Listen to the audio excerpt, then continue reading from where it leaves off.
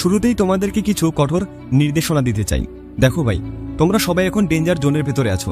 যদি আজ থেকে 5 বা 10 বছর পর কান্না করতে না চাও বা নিজের ব্যস্ততা নিয়ে সারা জীবন পস্তাতে না চাও, নিজের সুখকে হারাতে না চাও, তাহলে নিজেকে পরিবর্তন করো, নিজের বেস্ট ভার্সনটা বের করে আনো।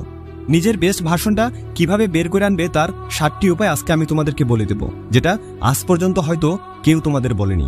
আচ্ছা, একটা কথা বলো, তোমাদের মধ্যে কি এমন কেউ আছে যে নোকিয়া ফোন দেখেনি বা এর সম্পর্কে শোনেনি? আজ থেকে 15-20 বছর আগে সবার ঘরে এই ফোন থাকতো। আজও মানুষ এই ফোন সম্পর্কে জানে, আর এখনো এই ফোন অনেক ফেমাস। বাট তারপরেও এদের ব্যবসা বন্ধ হয়ে গেছে। এখন এই ফোন সম্পর্কে কেউ কথাও বলে না বা কিনতেও চায় না। তাহলে একটা বিষয় চিন্তা করো, যে একসময় মোবাইল জগতের রাজা ছিল, কিন্তু 1 দশক পরে সে তার সম্পর্কে মানুষ কথাও বলে না বা তাকে ব্যবহারও করে না, তাহলে তুমি আর আমি তো ওরকম কিছু এখনো হয়ে উঠতে পারিনি। আমার একটা কথা বিশ্বাস করো বন্ধুরা, শুধু মেয়েরা নয়, এই পৃথিবীর সবাই ভালো থেকে ভালোটাকে খুঁজে বের করে। তাহলে যদি জীবনটাকে সুখ শান্তি এবং ভালোভাবে কাটাতে চাও, তাহলে আজ থেকেই নিজেকে পরিবর্তন করতে শুরু করো। কিছুদিন আগেও আমি নিজেকে পরিবর্তন নিয়ে অনেকগুলো ভিডিও বানিয়েছি, তবে আমি আজকে কিছুটা ভিন্ন কথা বলবো। আজ আমি তোমাদেরকে নিজের বেস্ট ভার্সন তৈরি হওয়া শিখাবো। এই ভিডিও দেখার পর তুমি এতটাই পরিবর্তন হয়ে যাবে, এত বেস্ট হয়ে যাবে যে দুনিয়ার সবাই তোমাকে দেখে বলবে, আচ্ছা তুমি কি সেই মানুষটা? না, এটা হতে পারে না।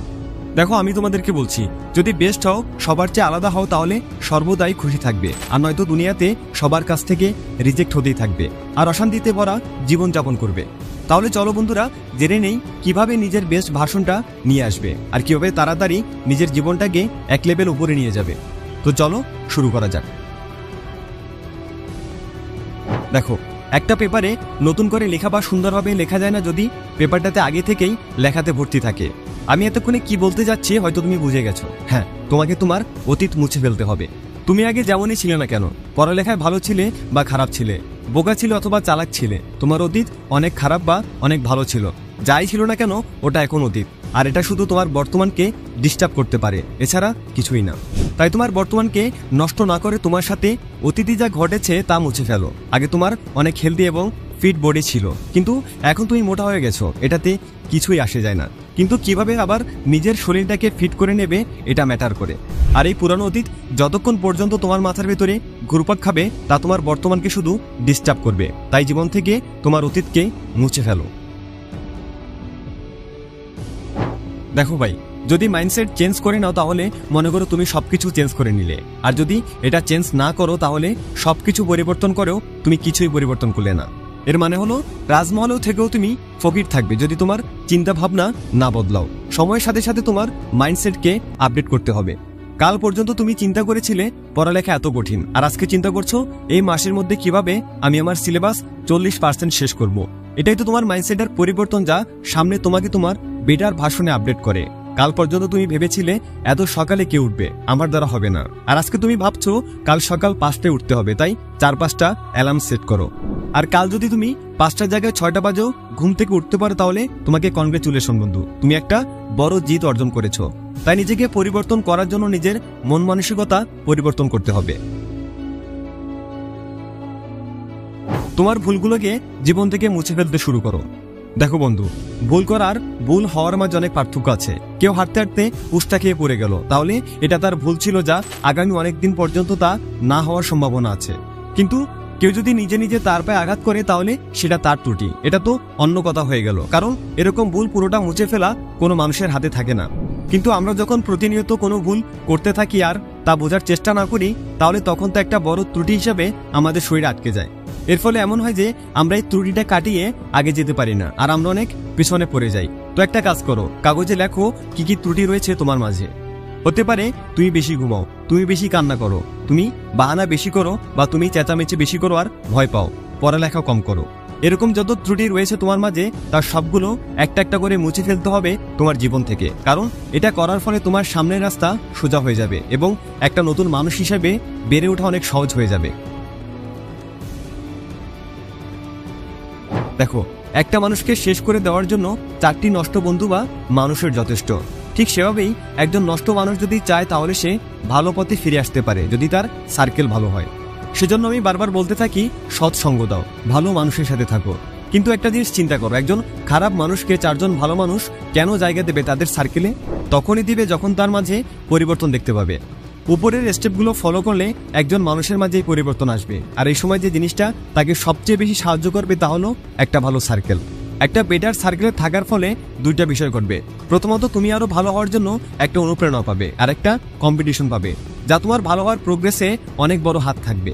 দ্বিতীয়টি হলো, তুমি আর কখনো খারাপ পথে যাবে না। এই জন্য একটা বেটার সার্কেলের মাঝে থাকো, এতে তোমার অনেক উপকার হবে। যদি তুমি নিজেকে অনেক পরিবর্তন করতে চাও আর খুব দ্রুত করতে যাও, তাহলে এক কাজ করো, কখনো নিজেকে অন্যের সাথে কম্পেয়ার করতে যাবে না, নিজেকে নিজের সাথে কম্পেয়ার করো। আর রাতের বেলা শোয়ার সময় আজকের দিন গতকালের দিনের সাথে কম্পেয়ার করো। একজন মানুষ যতই খারাপ বা ধ্বংস হোক না কেন, দিন শেষে তার মাঝেও রিয়েলাইজেশন আসে যে সে কতটা ধ্বংস হয়ে গেছে। তুমি সারাদিন যাই করো না কেন, রাতের বেলা শোয়ার সময় তোমার আজকের দিনের সাথে গতকালের দিনটা কম্পেয়ার করবে। আর এই কম্পারিজনকে সিরিয়াসলি নিতে হবে যে গতকাল আমি যেরকম ছিলাম আজকে একটু হলো তার চেয়ে ভালো হব, কিন্তু তার চেয়ে কম না। গত দিনের ক্রিকেট ম্যাচ বা কম্পিটিশন বা এক্সাম, গত দিনের প্র্যাকটিস যেমনই হোক না কেন, আগামীকাল তার চেয়ে এক ধাপ হলেও ভালো করব, কিন্তু তার চেয়ে খারাপ করা যাবে না। যদি তুমি এই অ্যাটিটিউডের সাথে প্রতিদিন চলতে পারো, তাহলে প্রতিদিন নিজেকে মনে হবে তুমি এক ধাপ বেটার ভার্সনে আপডেট হয়েছো। তাহলে আজ থেকে তুমি গত দিনের সাথে আজকের দিনের কম্পেয়ার করা শুরু করে দাও। এর ফলে দেখবে কিছু দিনের মাঝেই তোমার মাঝে অনেক বড় পরিবর্তন এসে গেছে।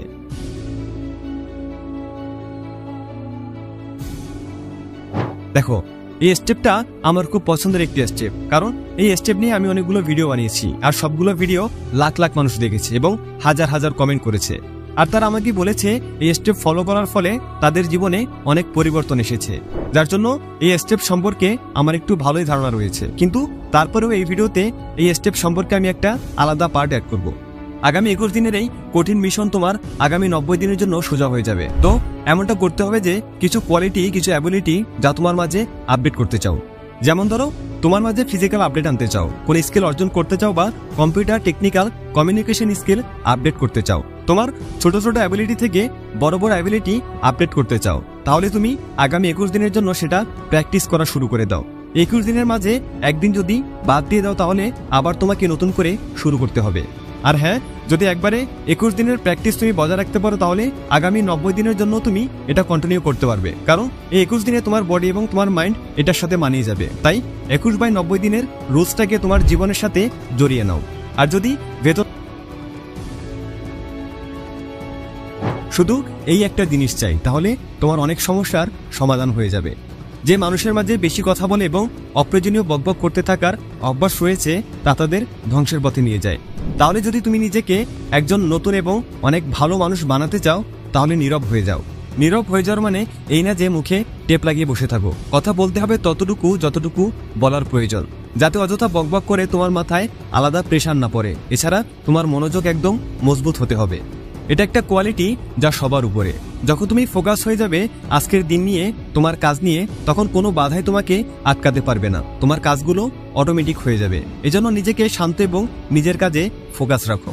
বন্ধুরা, যে মানুষগুলো আজকে ছোট থেকে বড় হয়েছে, তারা তাদের নিজেদের মাঝে পরিবর্তন নিয়ে এসেছে। তার আগে যেরকম ছিল, পরবর্তীতে তারা তাদের মাঝে নতুনত্ব নিয়ে এসেছে আর জীবনে সাকসেস হয়েছে।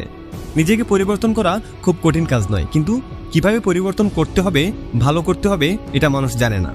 এখন এই ভিডিওটা দেখার পর তা তো জেনে গেলে, তাই এই ভিডিওতে বলা স্টেপগুলো শুধু কয়েক সপ্তাহের জন্য ফলো করো। তাহলে দেখবে তুমি নিজেকে এতটাই পরিবর্তন করে ফেলবে যে মানুষ তোমাকে দেখে অবাক হয়ে যাবে। আশা করছি তোমার জীবনের আগামী পথগুলো এই ভিডিওটা অবশ্যই পরিবর্তন করবে। আর যদি ভিডিওটা ভালো লাগে, তবে অবশ্যই ভিডিওটা লাইক করো আর তোমার বন্ধুদের মাঝে শেয়ার করে দাও। Thanks for watching.